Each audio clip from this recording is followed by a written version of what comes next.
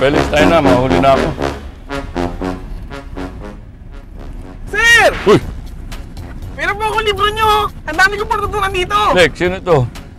Sir, pinsan ko po. Oh. Sir, maraming salamat po. Ang dami ko natutunan sa libro nyo na to. Pero, marami po akong gustong malaman tungkol sa financial literacy eh. Ano pa ba yung kailangan kong malaman? Kasi ganito sir, gumagawa ako ng video ng kung paano yumaman. Ano pa ba ang sekreto? Eh siguro, umpisahan natin yan sa isip mo. Tama yung direction mo. Meron ka ng gusto.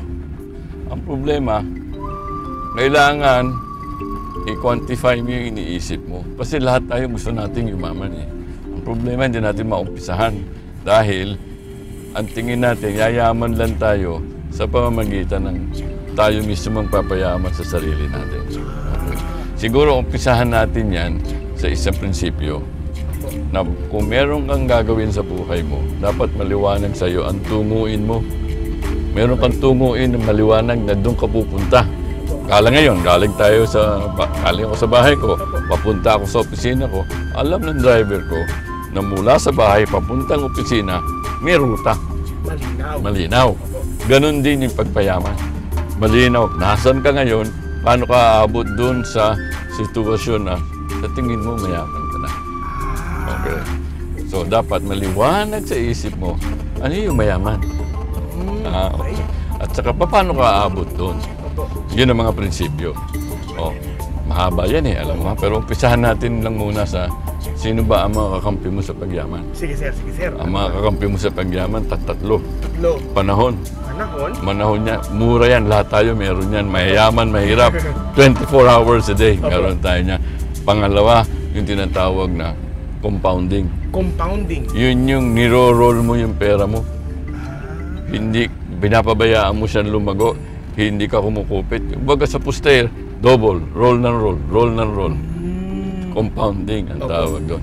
Pangatlo, yung tinatawag nating panikwas o leverage. Halimbawa, bakas. Opo. Sanay kasi sa magbabakas, di ba? Opo. Yung pagbabakas, leverage yan. Okay. Halimbawa, yung piso mo, isasama mo sa 1,000,000 piso ko, nakabakas ka sa akin. Yung lakas ng piso mo, kasing lakas ng 10,000,000 piso ko. Yun, kailangan yung prinsipyo yun. Tatlong yun, kakampi mo yun. Ngayon, pag alam mo na yan, pangalawang iisipin mo, ano mga paraan para lumago, para yumaman? Dalawa yan eh. Kumbaga kung ikaw ay isang coin, Okay. dalawa ang mukha ng coin, di ba? Opo. Yung isang mukha, yun tinatawag natin active entrepreneurship. Yun yung ikaw mismo ang kumikita ng pera. Dahil pinagtatrabahuhan mo, nagdudulot ka ng talento, ng pawis, oras, lahat ng kayaan mo, binubuhos mo para kumita ka. Pero yan, hindi mo pwedeng gawin yan habang buong buhay mo. Merong limitasyon yan. Tamaan ka na indulto sa edad, sa sakit, hindi mo na magagawa yan. Kaya tandaan mo, meron pang isang mukha yung ating coin. Okay, yung tinatawag na passive entrepreneurship. O yun tinatawag na yung pera mo ang nagpapalago para sa'yo. Wow! Pwede po ba yun? Oo, yun ang matutunan mong prinsipyo ng paglagak ng salapi. Yung pera mo lalago habang natutulog ka.